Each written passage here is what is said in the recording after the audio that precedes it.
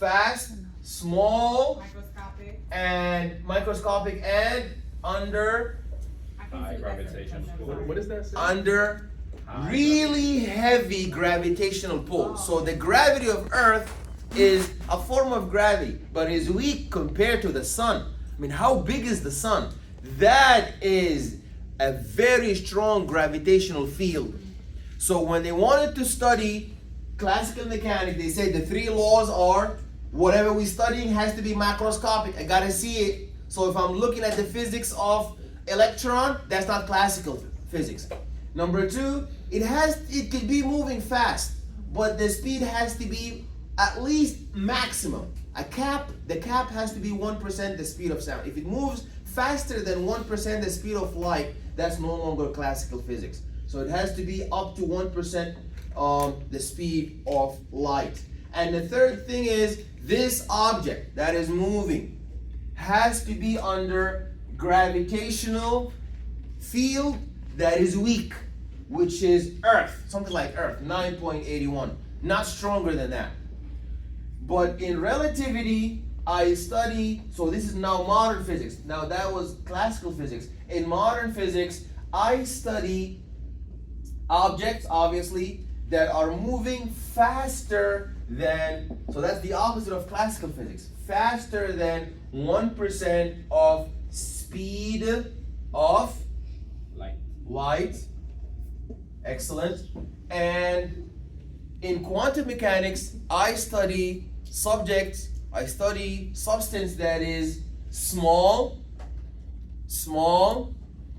and that is under gravitational pull that is more than the Earth. So that is very strong gravitational field, and the object must be really tiny, microscopic. So if you're dealing with modern physics, you cannot see anything. All of the modern physics is not seen with eyes. You're not dealing with missiles, with bullets, with cars, with wheels. That could be seen, that's classic. If it cannot be seen, it's one of these two guys, relativity or quantum mechanics. It cannot be seen, but it's moving so fast, even faster than 1% of the speed of light, that's relativity. Or it's so small, so tiny, microscopic, and it is subjected to a gravitational field that is really strong, like the sun. It's not the Earth anymore, then that is quantum mechanics. And if you want to study all three, you want to study an object that is so small, cannot be seen with the eye, an object that is 1% of the speed of light, faster than the speed of light, and at the same time, that moving 1% faster than the speed of light under a gravitational pull that is very strong, like the Earth, then you combine both fields together, known as quantum mechanics. Okay? Quantum relativity. Yeah, that's quantum relativity.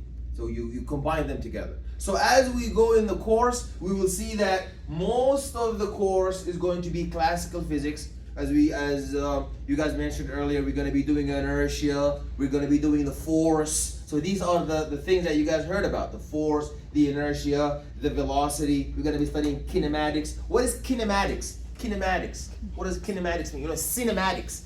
Kinematics is same thing as cinematics. Motion, excellent. Yeah, movement, motion, excellent. So cinematics and kinematics are the same. So when you're studying movement in one dimension, a bullet that is moving in the x-axis, or maybe you throw a rock and the rock falls from the mountain, or you throw a rock up, so now it's moving in one direction up.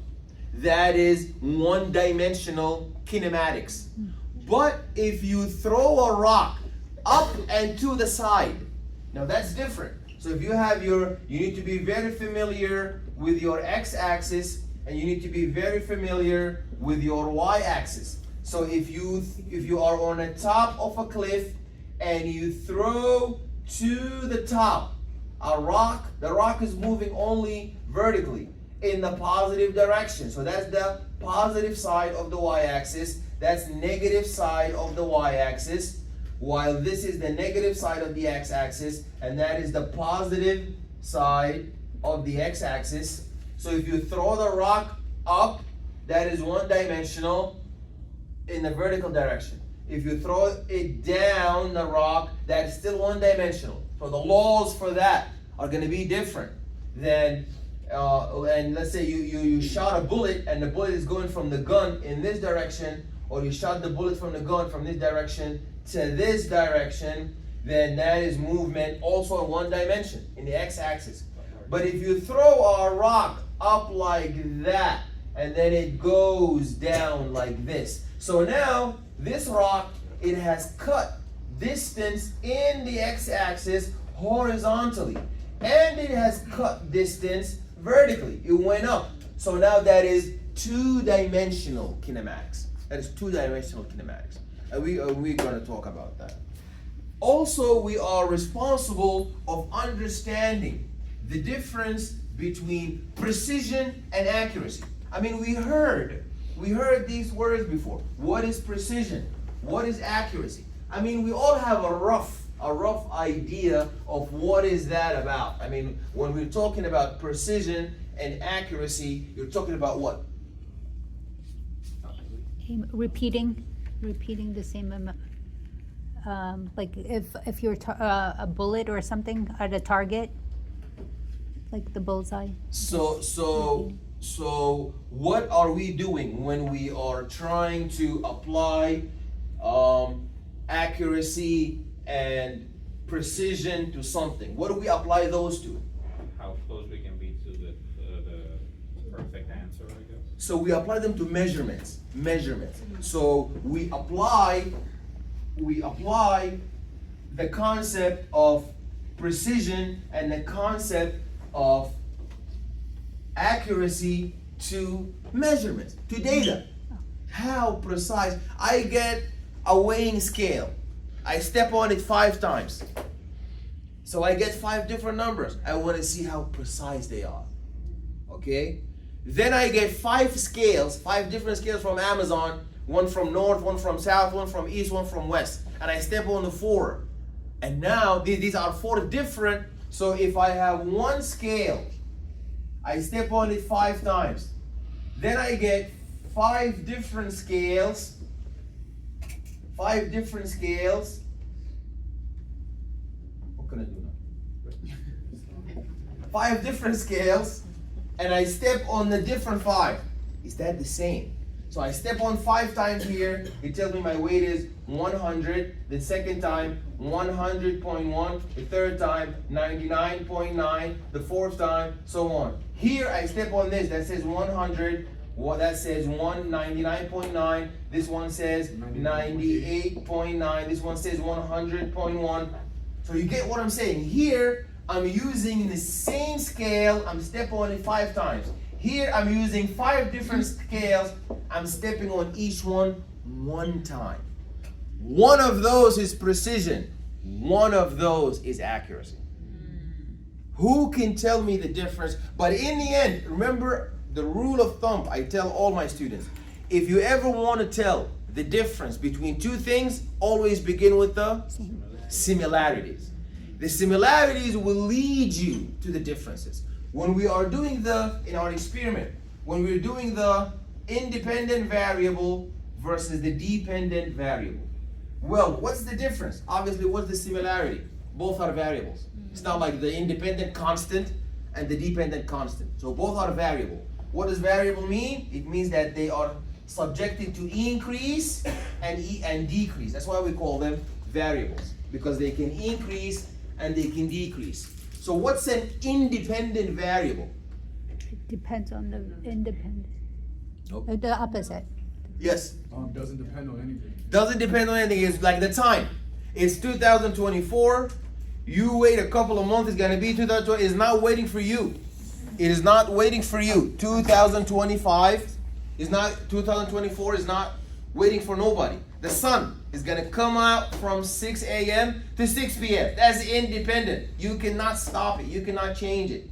But when you're studying the effect of sunlight on plant growth, the plant you put next to the sunlight, and the plant you put far away from the sunlight, now the one that you have closer to the sunlight is gonna grow. So that's the plant growth is dependent.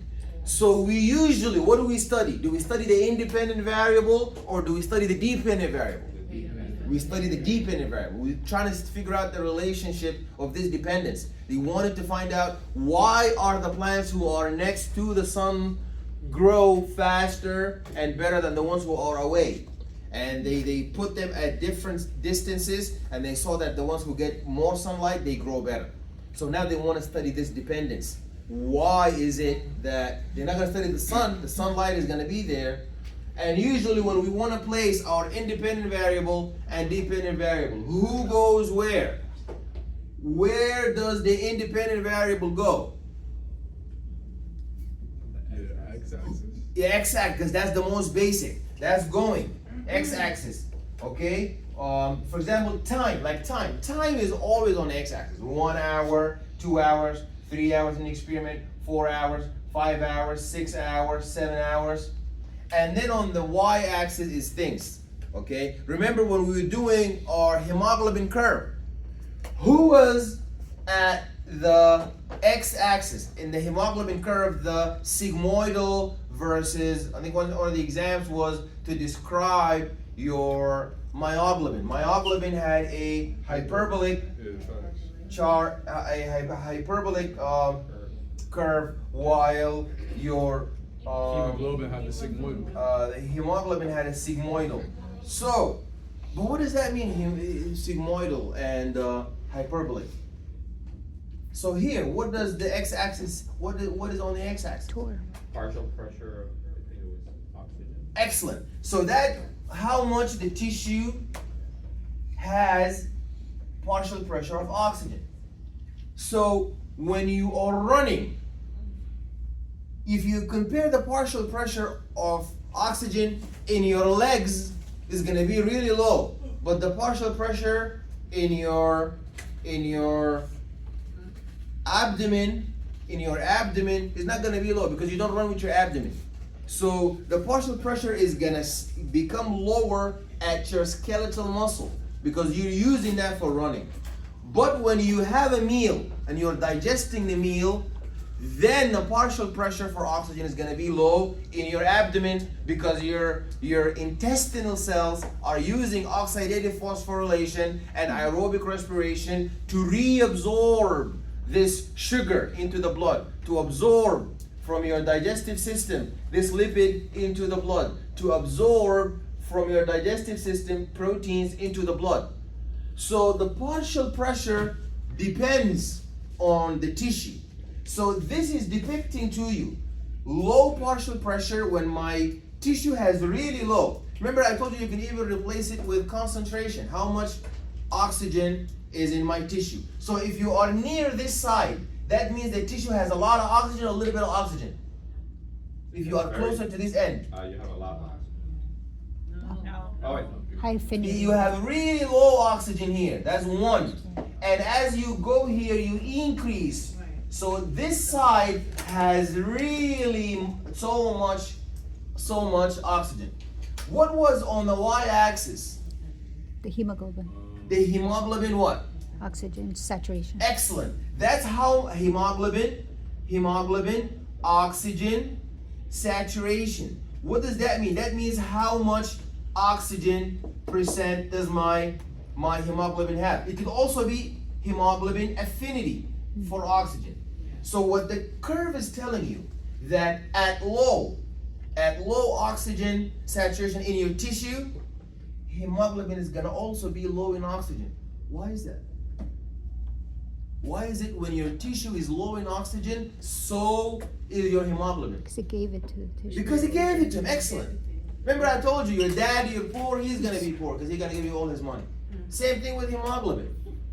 For hemoglobin, the tissue has low oxygen, hemoglobin will also be low.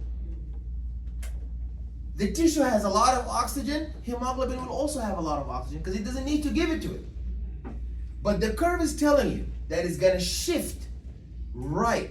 When it shifts right, what does that mean? That means when things get worse, when the stress and the demand for oxygen, increase compared to when you are at rest, hemoglobin is going to be even more or less saturated. It's gonna give up even more oxygen than before. So when you were resting and your tissue had only 20% oxygen, hemoglobin had only 20% oxygen because it gave you 80. But when you are under heat, even at the same saturation, 2%, and you have now undergone so much, heat, thermal stress, and you're running at the same saturation, hemoglobin is gonna give up even more oxygen than before. That's what shift right means.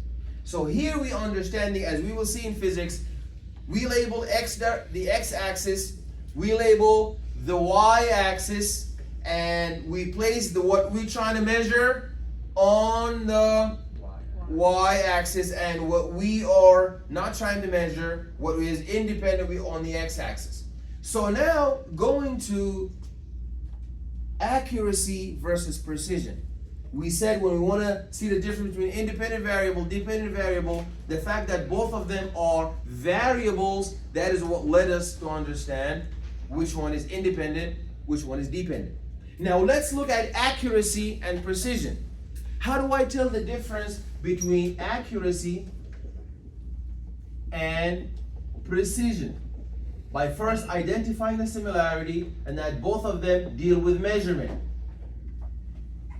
So I have a bunch of measurements, 1, 2, 3, and I want to know how precise the measurement is, how accurate the measurement is.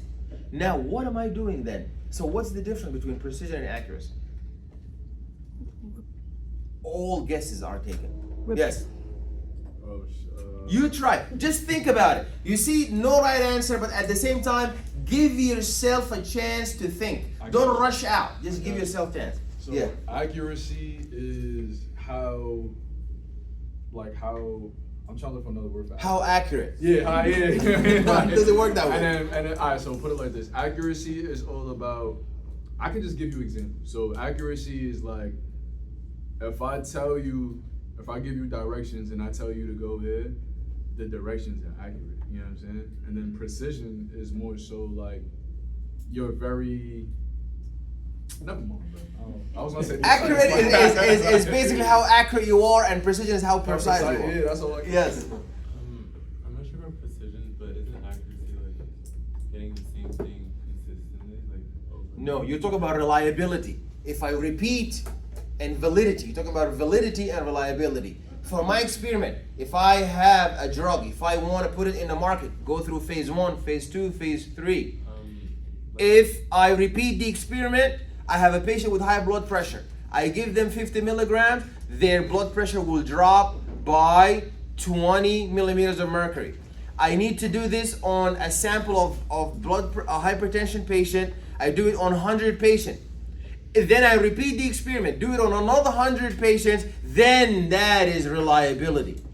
But that's not precision and accuracy. Yes?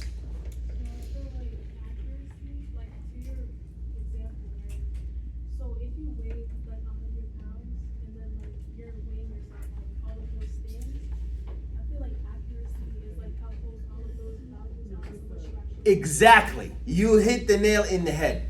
So, accuracy is I'm 100 pounds. I get Amazon scale.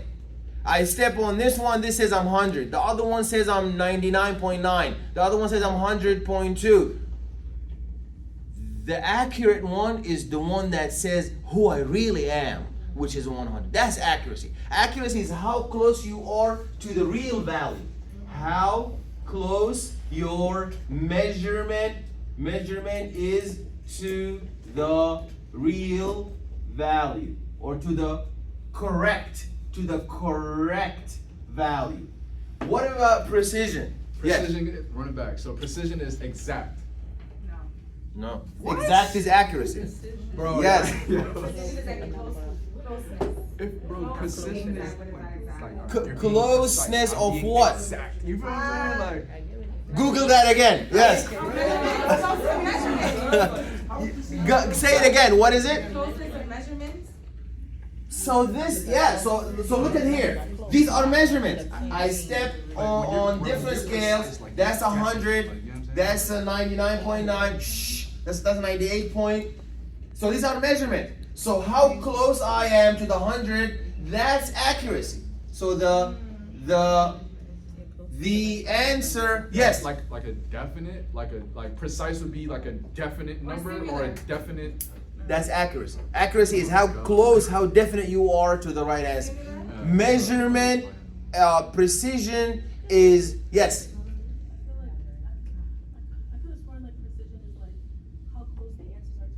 Exactly. So how close? You said, but you didn't say the closeness of the different measurements. Okay, what I'm trying to say, please. What I'm trying to say, accuracy, you're dealing with one measurement. How accurate is this? How accurate is that? You're looking at them individually. How accurate is measurement number 1, measurement number 2, measurement number 3? But if I want to see how precise is, I look at all of them. Now, if I want to tell how good my scale is, I step on it multiple times and look at these different values and see how all of them are close to each other. But if I step on a scale one time, say I'm 100, next time say I'm 120, that's not a precise scale. So here I'm not looking in accuracy, I'm looking for how close is your measurement to the real value. So I'm trying to find out how close the measurement to the real value. But in precision, I'm not talking about the measurement. I'm talking about who's giving me the measurement. I'm talking about the scale. How close is the scale? So let's look at the GPS. How close is the scale to how precise is the scale? Because it's giving you, so look at this example. If I'm looking at GPS, this is a GPS. In the GPS, I buy 4 different GPS from Amazon. I say, where is Times Square? Times Square is actually, for example, Times Square is right here.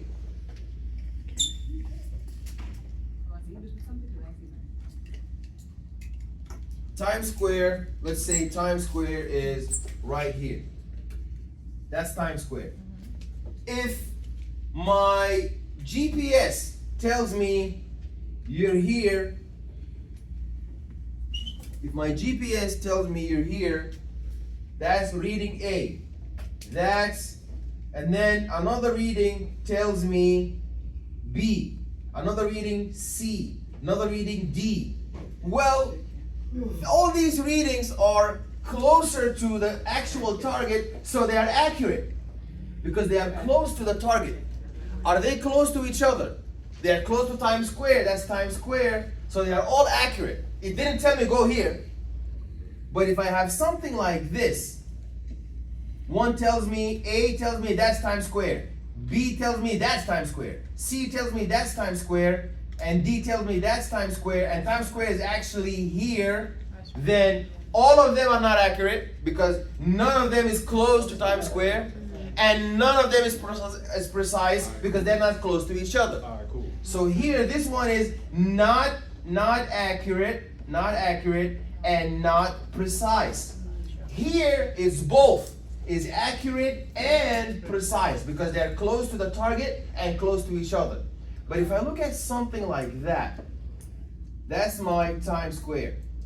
And I get values like this, A, B, C, D. Well, obviously, none of them is close to my target. So no accuracy here at all. No accuracy. But what about precision? They're all precise. Yes, precision, because they're all close to each other. And now if I go to something like this, that is my Times Square, okay? And I have something that tells me it's here, A, something tells me it's here, B, something tells me it's here, C, something tells me it's D, here. Obviously, if you measure how far they are from your target, they're pretty close to the target. So that is Precision. that is accurate, but that is accuracy, but no precision because they're far from each other. They're far from each other. So this one, they are accurate, close to the target, and precise because they're close to each other. Here, they are not accurate, far from the target, and far from each other, not precise. Here, they are precise, they're close to each other, but they are telling me that Helen Field is in Staten Island. They are not accurate at all. And here, they are accurate, but they're telling me they are very far from one another. So that is here, this is accuracy, but no precision. So we're gonna see, does that make sense? Yeah. Yeah. Okay, so when we do this in problems, it's gonna start to make more sense. The main units in physics that we deal with, you have your speed, and you have your distance, and you have your velocity, and you have your acceleration. So what is a unit? A unit is what's a unit? If I say, for example, why do they have a meter? Why do they have a meter? Why do they have a meter? Why is there a unit? Why did they come up with units? Because imagine I go to a village and say, how close by is the nearest gas station? And they say 10 miles. You know what that is. Even if you go to Oklahoma, you go to India, you go to Mexico, they tell you 10 miles, you have exactly the idea what is that. But if they tell you that's about 10 cables from here. Like cables? So you don't know what that is. So a unit is gonna establish a standard understanding of one thing.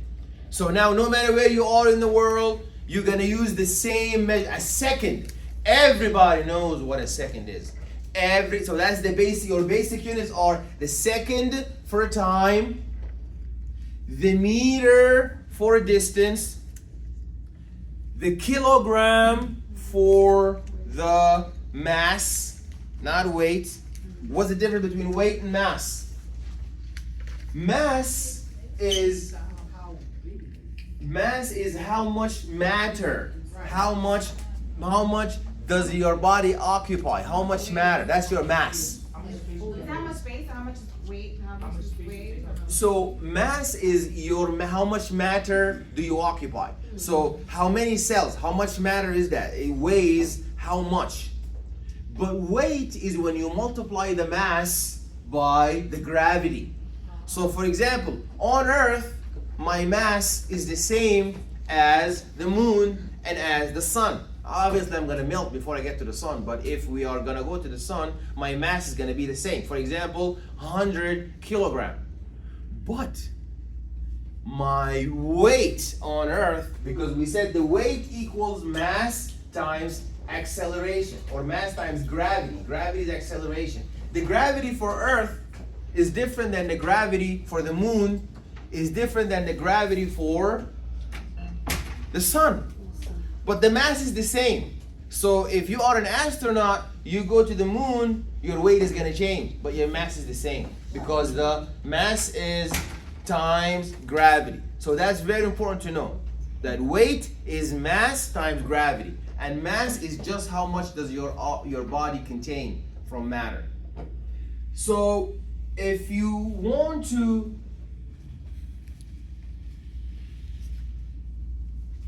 we talked about the means you tired. You ready to let us go? yeah, no, I lost track. That's all I'm saying. I lost track. What was I saying before? Somebody said mass and weight, and then I just had to correct that. He was ready to let us go. That's what you You said. said the unit established around the standard world. That's what I have written down. Yeah, so now we're trying to find what is a unit. So a unit is something standard, yes. Since I told you though. Oh, I don't know about that. Come on, like, We have standard units for time and that is the second. So you write an answer in minute, in hour, that's wrong. You can solve it and you can convert it to an hour. You can convert it to days. It's up to you. But the standard unit, the SI, System International, the SI is time second, and the distance is meter, and mass is kilograms, and electricity. You know this one? I'll let you out half an hour. Electricity. Wait, hold on. Say it again. Wait. Charge ion? Watts. Watts. Watts is energy. Millivolts? Is it Joules. Joules. Oh. Joules is the unit of work. Damn, You know this one? Okay. So now you're gonna go 35 minutes. 25 minutes early. The more wrong answers, we're gonna move back. What is the unit for? Don't Google that thing. It's ion. Is it ions? volt. No. Volt. Please listen. These are all very important answers. Volt is electric potential. For electricity is the ampere. Ampere. Ampere. Don't worry. I'm gonna give you another chance. You know I'm a second chance giver. I'm gonna give you a second chance. I'm sorry? Yeah, I ran out of markers, man. Why you don't put up the fancy marker board thingy? Which one? You don't like it. I don't know how to use it. It's He precise. said it's It's precise.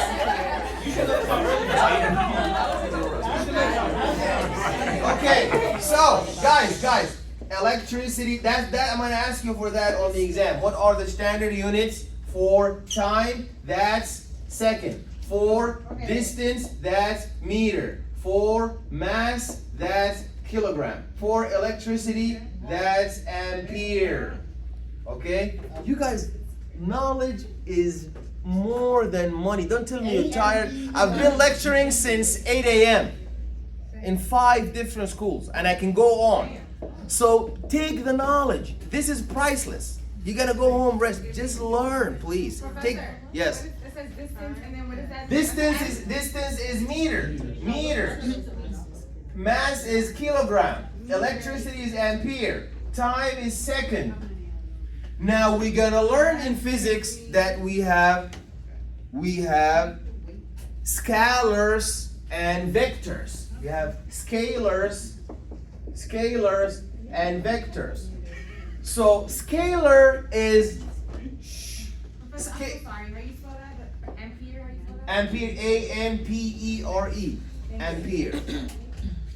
And there's an S in the end, amperes. So scalars, I just look at the so for example, please look at this. This is my house. This is my aunt's house. I go to my aunt's house and I come back. My aunt's house is 10 miles away. What's my distance? I went 10 miles and then came back. That's 20 miles distance. What's my velocity? I started from my home, went to my aunt's house. Started from A, went to B. The distance is 10 miles. Then I came back to A again. So the distance is 20 because I went 10 miles and came back 10 miles. What about the displacement? The displacement is how far I am from my initial point. So my displacement is 0. How far? So if I spin in a circle, if I go around, I started here and ended up back at A, my displacement is 0, but my distance is 2 pi r. So my distance is scalar. It has no direction. Okay? It's just, you know when the running back, when they punt the ball, if the running back runs from the 0 to 100, the distance is 100 yards. 100 yards. But if he runs 100 and back to the point again, that is going to be displacement 0. But distance is going to be 200. Now the direction is important because if he ran 100 yards back to his own touchdown zone, then that's going to be touchdown for the other team. So your direction is important in vectors, not in scalars. So in vectors, I am very concerned with negative and positive. So if I throw my rock up, gravity is pulling down. Gravity is the minus. I'm sending up the rock. So that means the rock is gonna go up and gravity is gonna be minus 0.981, pulling the rock down, while I throw my rock up with a speed of 10 miles per hour, and this one is pulling it in the opposite direction. So I have to be very careful with my units. Yes. Question, so is it always gonna be, is gravity always gonna be 9.81, or is just that an example? Yeah, the gravity is standard. That's the gravity of Earth. It's gonna change if you have the moon. Then the moon has his own gravity. The sun has its own gravity. So for scalars, I'm not preoccupied with the direction because the vector quantity of distance, so distance is scalar quantity, distance. I just look at how much I accrued. But vector, that's your displacement. And your displacement is direction. So for example, if I just go 10 miles west, my distance is 10 miles and my displacement is 10 miles west. So you gotta put the direction in vector. In vector, you gotta ensure you put the direction. But for scalars, no need for direction. So here, your distance is 10 miles, your displacement is 10 miles west. Now, if you come back, your distance is 20 miles and your displacement is zero. So you began with x, I, that's your initial position, and x, f, your final position, and your delta x, which is how far, which is xf minus xi, your final position minus initial position. So in the first trip, you went to B. So in the initial position, it was a 0. You were at a 0. You were at 0. You went 10 miles. 10 miles. So your delta x, how much? Delta is the net movement. So the net movement is 10, which is the you begin with final. You are 10 yards away or 10 miles away. So your net displacement is 10 minus your initial position is a 0. That means your delta x is 10. Delta x is 10. But if you return, if you go and then you return back, your initial position is a 0 and your final position is 0 because you went, that's the second trip. The first trip, when you stop there, your final position 10, your initial position 0, 10 minus 0 is a 10. But when you go and you return, your initial position is 0 and your final position is 0. Does that make sense? So let's just say you go to your wherever you're going, and then you come back. That's 20 miles though. That's 20 miles distance. Distance, but it's 0 in Displacement, Alright, cool, exactly. Displacement, that's good. Excellent.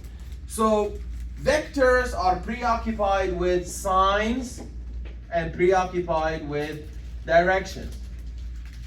So we're gonna study the vector quantity for the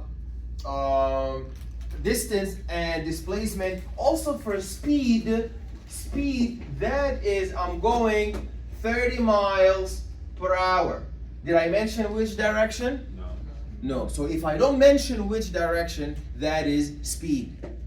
But if I say 30 miles per hour west, that is vector, which is velocity. That is velocity. That is velocity. So velocity is the vector form of speed. Speed is just how fast I'm going. Doesn't matter which direction.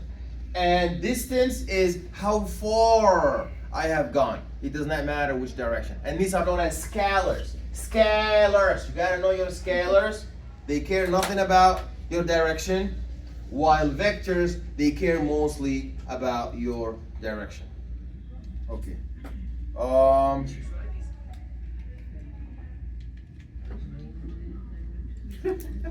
Feel free. It's still, Okay, all right. You guys had an exam? Come on, professor. Oh, you love that. You love going home. Okay, all right. Go celebrate. I'll see you guys next